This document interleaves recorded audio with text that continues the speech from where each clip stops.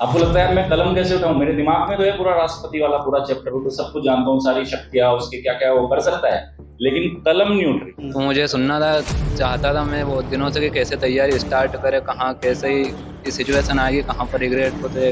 या तो तैयारी छोड़ दो भाई, अगर इतना छोटा कॉन्फिडेंस लेवल है ना, इतनी जल्दी हार मानने वाले हो, या तो छोड़ दो उस काम धंधे को कि भैया मेरे से हो गई नहीं है तैयारी व्यारी, छोड़ो।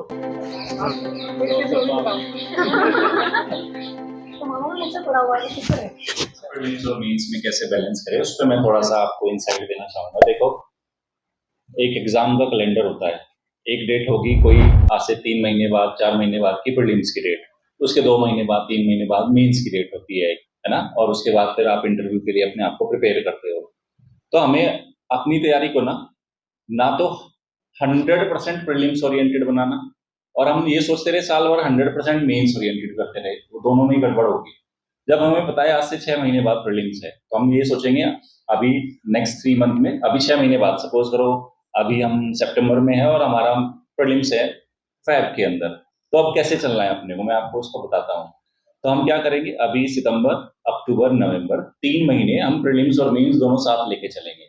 ओके, उसमें हमने 40% मेंस ले लिया, 60% प्रीलिम्स ले लिया। थोड़ा सा और जैसे आगे चलेंगे हम 80% प्रीलिम्स को फोकस कर देंगे, 20% मेंस को, लेकिन एग्जाम से पूरा 60-65 दिन पहले हम 100% प्रीलिम्स को ही पढ़ेंगे। ठीक है, क्योंकि हमें प्रैक्टिस सेट्स भी लगाने हैं, मॉक टेस्ट करने हैं, PYQs करने हैं, टाइम बाउंड मैनर में प्रैक्टिस करनी है। वंस आपका प्रीलिम्स डन, प्रीलिम्स के बाद आपको पता है यार सीधा मेंस ही है। ठीक है, तो अभी हमारे पास 3 महीने हैं। अब आप सोचो प्रीलिम्स के बाद मेंस को शुरू करते, तो अगेन जीरो से शुरुआत करनी ना बहुत टफ होती है इस एग्जाम में। तो आपको पहले से ही आपने काफी कुछ पढ़ा हुआ है, आप वापस से जाओगे तो मेंस के लिए आपके अंदर थोड़ा सा कॉन्फिडेंस रहेगा, नहीं मैं काफी चीजें कर चुका हूँ, मैं थोड़ा मेंस को टारगेट करता हूँ, तो फिर आप उसको मेंस को करो। ठीक है, एक और जो बड़ी प्रॉब्लम क्या आती है, बच्चा प्रीलिम्स देगा वो रिजल्ट तक का वेट करेगा, करना नहीं है। एग्जाम दे दिया आज, एक दिन का 2 दिन का रेस्ट मारना है, करो, आप मेंस की तैयारी में जुट जाओ, आपका रिजल्ट पॉजिटिव रहे या नेगेटिव। क्योंकि आपको जब तक, या तो तैयारी छोड़ दो भाई, अगर इतना छोटा कॉन्फिडेंस लेवल है ना, इतनी जल्दी हार मानने वाले हो, या तो छोड़ दो उस काम धंधे को कि भैया मेरे से होगा ही नहीं है तैयारी व्यारी, छोड़ो। और अगर है तो आप अपने आप को कैलेंडर के हिसाब से कंटिन्यू रखो। तो अगर आप सपोज करो फेल ही हो गए प्रीलिम्स में, तब आपको लग रहा है नेक्स्ट ईयर अब फरवरी में जाके वापस से होगा, तो 6 महीने, नेक्स्ट 6 मंथ प्रॉपर मेंस को पढ़ो अब आप।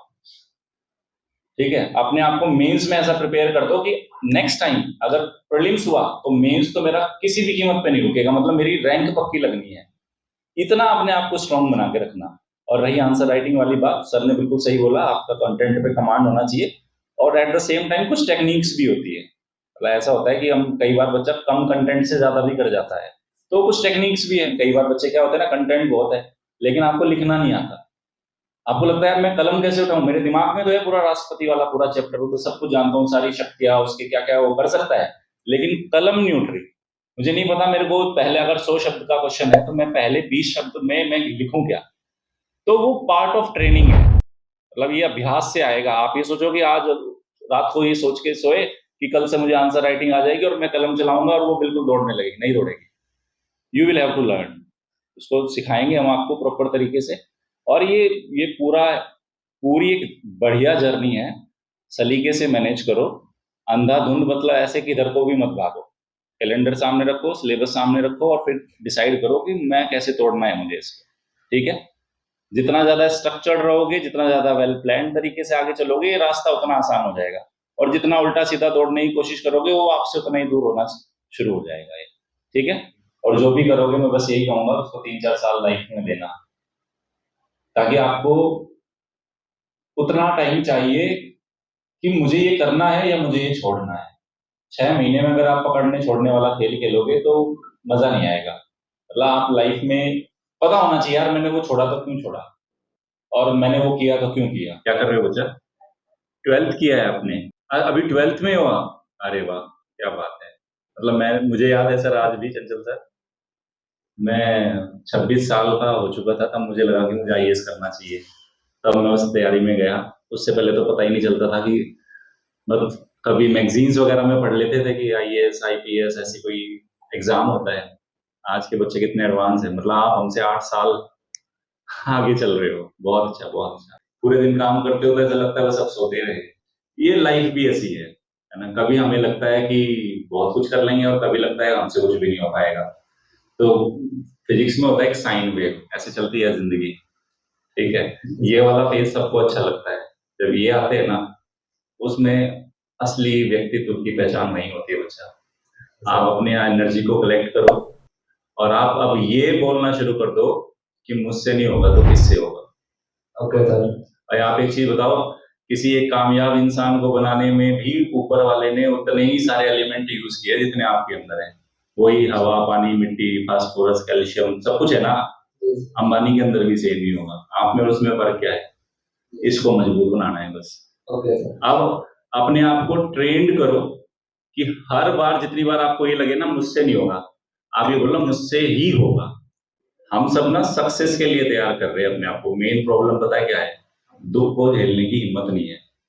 और मुझे लगता है कि जिसको लगे ना यार इतना ही दुख है, यार थोड़ा ऊपर वाले थोड़ा और दम लगा देने में, हम भी देखें तो किस हद तक मुझे परेशान कर सकता है। ठीक है, पंगा ले लो सीधा। ठीक है सर। लोगे पंगा? पंगा लोगे? Yes sir. हाँ ठीक है। हाँ फोड़ना ये आई ना बात, देखो 5 मिनट में तैयार हो गए। सब इधर का खेल है भाई, इधर का है ना। तो मैम क्या नाम है आपका? मेरा नाम आंचल साहू है, कहाँ से है ये? शहडोल से। तो आप अभी अपियर होने वाली हैं यूपीएससी में, पहला अटेम्प्ट है या फिर अभी एक आध साल बाद होने वाली है? ये मेरा फर्स्ट अटेम्प्ट हो चुका है मेरा। अभी मैं सेकंड के लिए तैयारी कर रही हूँ। तो नवीन सर के आप सेमिनार में आई, तो आप अपना एक्सपीरियंस शेयर करेंगे, कैसा रहा?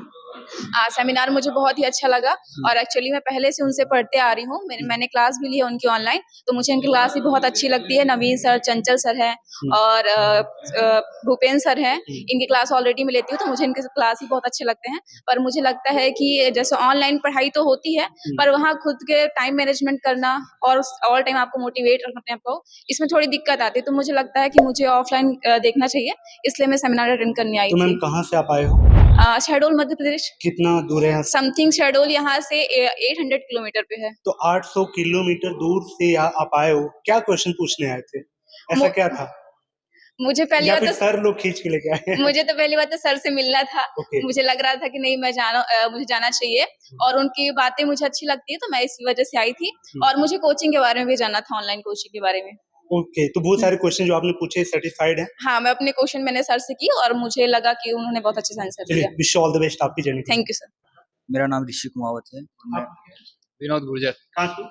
मैं यहीं से हूँ, प्रॉपर तो यहीं से नहीं हूँ, यहाँ पे पढ़ता हूँ उज्जैन में। मैं शाजापुर से हूँ प्रॉपर। ओके, आप लोग सर बताएं क्या नाम है, कहाँ से? मेरा नाम गोविंद गुर्जर है, मैं शाजापुर से हूँ। तो कितना दूर है यहाँ से? यहाँ से मेरा गांव लगभग 100 किलोमीटर के लगभग। 100 किलोमीटर। तो 100 किलोमीटर क्या जानने आए थे यहाँ पे सेमिनार में? क्या क्वेश्चन था आपका? मेरे तो बहुत सारे क्वेश्चन थे। सर ने जैसे कि सारे बच्चों के क्वेश्चन उनने पूरी तरह से मुझे सहमत किया है, लेकिन सबसे बड़ी बात है कि जैसे हम बार बार पढ़ाई करते, वो याद नहीं रह पाता कुछ वगैरह, तो उसके रिगार्डिंग में आया था। अच्छा, आपके क्या क्वेश्चन जानना था आपको? सर मुझे मेंस प्री और सी सेट के बारे में जानकारी चाहिए थी कि किस प्रकार सी सेट में जो समस्या आती है उनसे निपटा जाए और एग्जाम के समय जो अपना फियर रहता है उसे दूर कैसे किया जाए। और आंसर राइटिंग के भी बहुत सारे सवाल थे जिनका जवाब सर ने अच्छी तरीके से दिया और जो हमें समझ में सेटिस्फाइड हो आप? जी बिल्कुल सर। हैप्पी वैल्यू एकेडमी को कैसे आप सुने? किसी दोस्त के द्वारा या फिर सोशल मीडिया पे कैसे जाना आपने? सर मैंने वैसे भैया का ही मुँह से सुना था, उन्होंने बोला था। तो मुझे एमपीपीएससी की तैयारी करनी थी, तो मुझे सुनना था, चाहता था मैं बहुत दिनों से कि कैसे तैयारी स्टार्ट करे, कहाँ कैसे ही सिचुएशन आएगी, कहाँ पर रिग्रेट होते। बाकी बहुत सारी समस्याएं आती है सामने बोलते, तो मैंने उसीलिए आया था कि बाकी बाद में क्या क्या प्रिपरेशन तो आप कैसे। बिगिनर हुए थे? हाँ तो सर। कुछ समझ में आया रोड मैप? हाँ सर आया। उज्जैन के हैं प्रॉपर। उज्जैन से हो? तो उज्जैन में कोई और ऐसी कोचिंग है जो इस लेवल पे या सेमिनार कभी कराया हो किसी ने? नहीं, बाकी का तो पता नहीं। ओके ठीक है। अब यहाँ पे आपके यहाँ कोचिंग डायरेक्ट खुल गई है, तो क्या लगता है आपको, क्या टीचर को देखते हुए जिन्होंने जैसे आपको समझाया बताया वो चीजें, क्या लगता है कि माहौल बनने वाला है?